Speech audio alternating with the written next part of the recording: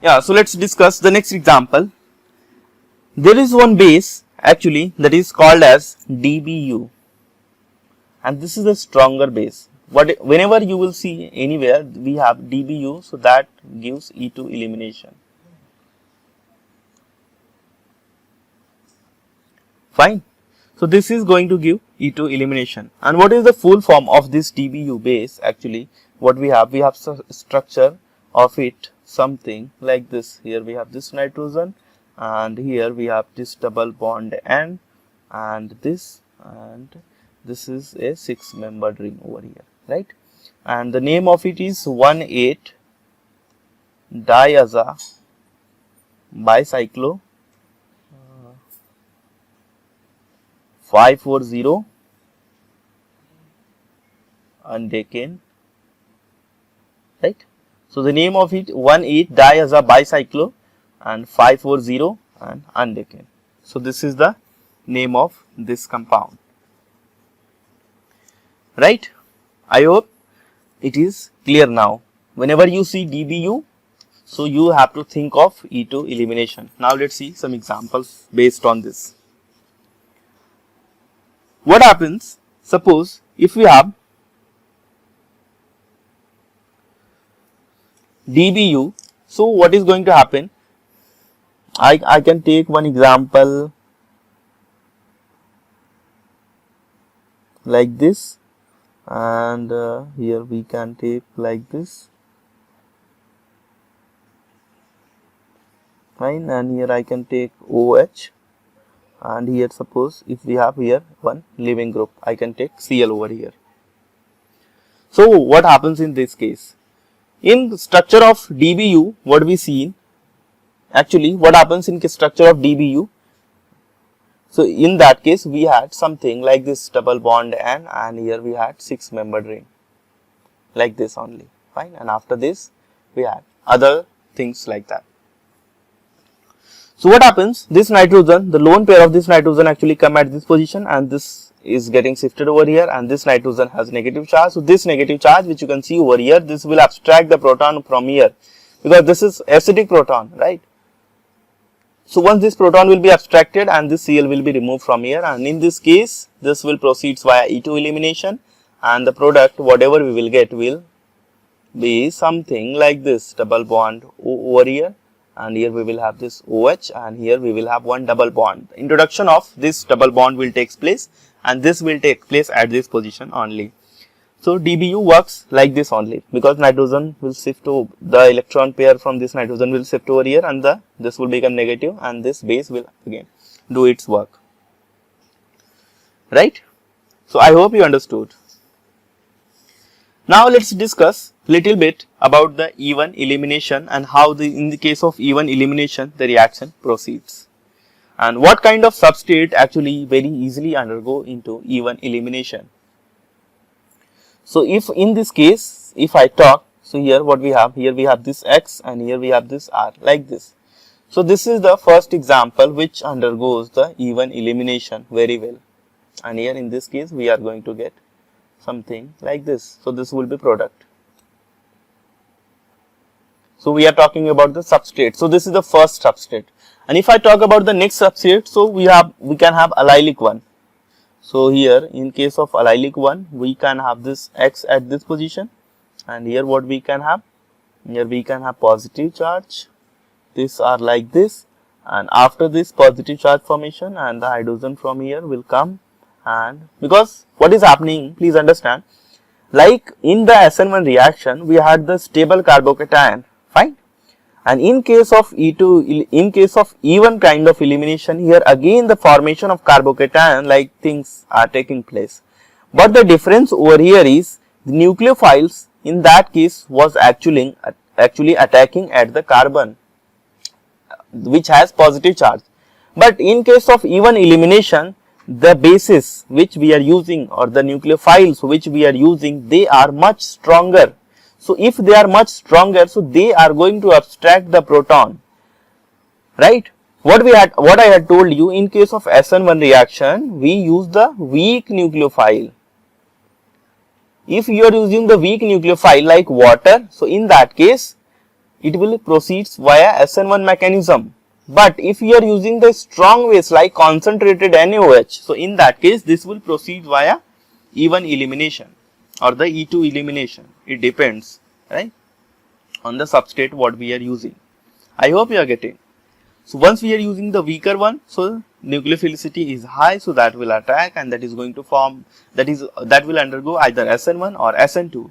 But if we are using the stronger base, so they are actually removing the proton directly, and in that case only elimination reactions are possible, right. So this is the allylic one, and here the formation of product will take place, and here we can have two kind of products. So either R can be Z alkene or it can also be E1, right, it can also E1, it all depends on the stability and all. Fine. Now the thing is, one more thing is there.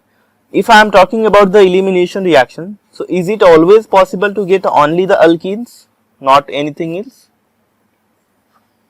I am talking about the E1 and E2, so is it always possible that to get alkenes only? But what happens if any alkene will undergo elimination reaction? So in that case, what can be the possibility? So that is also possible, and in that case actually what happens? In that case the alkynes are formed, right. Let us take one example. Here I can have this R2 and here I can have this R1 and here I can have this Br. They should be actually anti-periplanar to each other. So what will happen? Actually formation of alkyne will take place, and here we will have this R1 and this R2. And the reagents whatever we are using over here, that should be much stronger one. So I am using R2 and Li. So this is much stronger base, and what is going to happen? The alkene will get converted into the alkyne. Alkene will get converted into alkyne one, right. I hope it's clear up to this step. Now the thing is, if I talk about the anti-periplanar structure, so there is also one very important factor and one important reaction which I should discuss over here, and let's see. If I take one example of something like this, here we have the methyl group and here we have the Cl group, and here something like this we have, and in the another substrate the stereoisomer of this is we have, and here we have this Cl is above the plane, and here the same rest other things are same. So what will be the reaction and how this will proceeds when we have E1 E2 elimination? In this case, let's take NaOET over here. The thing is, if you will see over here, the hydrogen is above the plane and the Cl is below the plane. So it is very easy for the base, and this H and this Cl are actually anti-periplanar to each other, right. I am not talking about this hydrogen, I am talking about this one. The reason why I am telling you, I will discuss once the product will be formed. They both are anti-periplanar to each other, so in this case we are bound to get only this product. And the reason is because this is what here out of this hydrogen and this hydrogens which are more feasible to undergo elimination reaction and which will definitely be eliminated, this hydrogen. The reason is because here we are getting the more substituted alkene. So this is what, this is the more substituted alkene,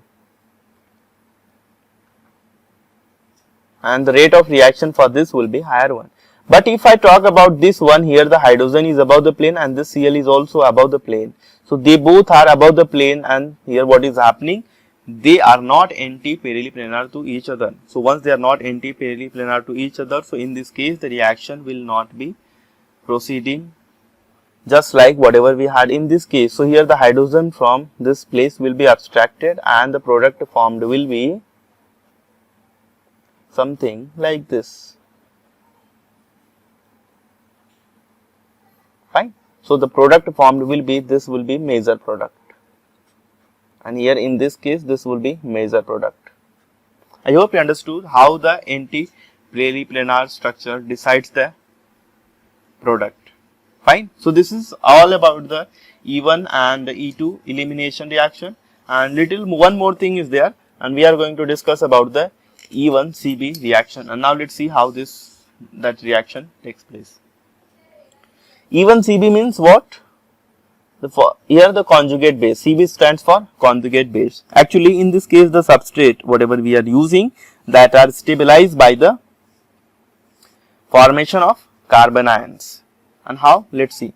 Suppose if we have something like this, if I introduce a carbonyl group over here and here, suppose if we have this OH, right, like this only, and what is going to happen here, the proton which is present over here, this is much more acidic in nature. So once we will use the base, so this base will abstract the proton from here and the negative charge will come at this place like this, and this negative charge will shift over here and this will come to this position. And here in this case we are going to get O minus and double bond O like this, and here we will have this OH like this. So this is the step what we will have. But after this what happens actually, so this O minus again come back and this come back over here and this OH gets removed. So once this OH will get removed, so we will have the product something like this. So this is the product, and this step which is over here, so this will be the RDS. And this is example of E1CB reaction, because here the formation of carbon ion is taking place and this substrate is actually carbon ion stabilized, right. So this is, if this is carbon ion stabilized, so we have this one. So this is the first example. We can also take more examples, and the next example I can take is if we have suppose something like this. However, this usually takes place whenever we have carbonyl group, because carbonyl groups are very actually easy to stabilize, right. And here we can have C double bond O and OET like this. So in this case what will be the product formed? In this case what will be the product which I can say will be formed? So in this case actually the hydrogen from here will be removed. So hydrogen from here will be removed, and so what will happen? We are going to get something like this negative charge and this double bond O, and this will come over here and this will go over there. So here we have this O minus and here we have this double bond will become over here, and this will come over here and this will come over here and this OH will be removed. So in this case we are going to get double bond O and this one, here we have the CO2 ET at every position. So this will be product formed. Fine. So whenever you see a carbonyl group is present, so in that case if you are using the base, so please be aware if the elimination reaction is taking place, because this negative charge is actually stabilized by the carbonyl group and that is going to form product something like this. Fine. Now one more thing, the next example I can take is something like this. I can take something like this. Here we have CO2 ET. Here we have carbonyl group at this position of ester, right? And the hydrogen out of these two, one will be abstracted, and here we will have this double bond, and the negative charge will be removed, and here the product formed will be something like this. Either this can be E or this Z, depend on the stability. So both will be formed actually, right? Both will be formed in this case. So this will be the product. Got it? I hope it's clear now. But the thing is, I am going to discuss one more example. In that case, if suppose if we have one more halide group present in the substrate. So I can take example of something like this. Here I have this OH, and here what I am going to do, double bond O, and here we have this OET like this. If I am using the X group, means any halide group at this position, right. So once I am using the halide, let's make it as Cl. If I am using this Cl at this position, so what is going to happen? The hydrogen from here will be abstracted. Let's use a base NaOET, right. So this hydrogen will be abstracted from here, and the negative charge will come at this position. So once the negative charge will come at this position, so what is going to happen? Actually, the bond formation will take place at this position, right? So the bond formation can also take place at this position. So here double bond will come at this position. But before this, what happens? Actually, the lactone formation takes place. So here in this case, what happens? So here we can have something like this. Here we have this Cl and here we have this hydrogen, right? And here what can happen? Here we will have this O and this C double bond O, like this. ETOH will be removed from here. Lactone formation will take place, and after using the base, whatever the steps which we have over here, and after that the double bond will be introduced at this place.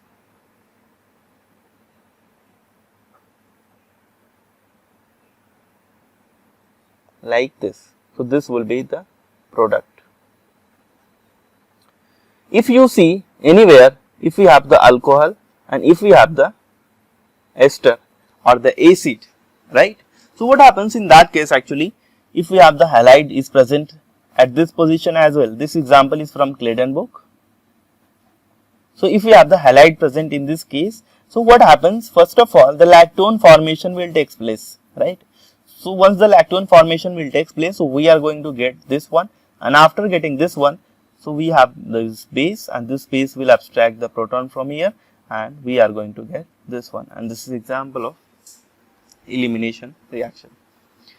So that's all for this elimination reaction, and if you want to study much more about this, so you can refer chapter number 17 in Claydon. So that is the elimination reaction. You can read so many things over there, and you can understand many examples over there, but this video is good enough for you, and you don't need to read even the Claydon after watching this elimination lecture series, because most of the examples are from the Claydon only, right? And if you really want to read, so definitely you can go.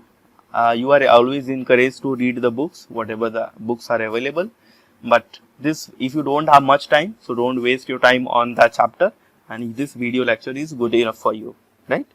Yeah, so thank you so much for watching this video, and if you're watching this video on YouTube, so please subscribe to our channel.